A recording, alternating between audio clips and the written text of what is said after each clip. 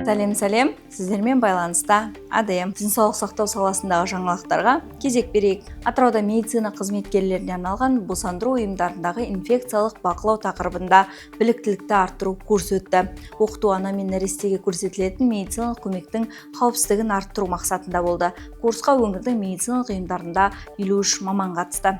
Құрманғазы ауданының Үштаған ауылында жаңа блокты модульдік медициналық пункт пайдалануға берілді. Заманауи құрал жабдықтармен қамтылған жаңа нысан ауыл тұрғындарына алғашқы медициналық көмекті бұрынғыдан да қолжетімді әрі сапалы көрсетуге мүмкіндік береді.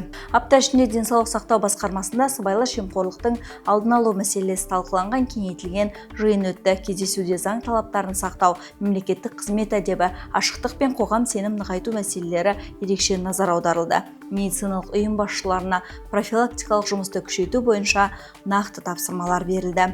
Осы аптаға арналған денсаулық сақтау саласындағы маңызды жаңалықтар легі аяқталды. Дендеріңізге саулық, амандық тілейміз.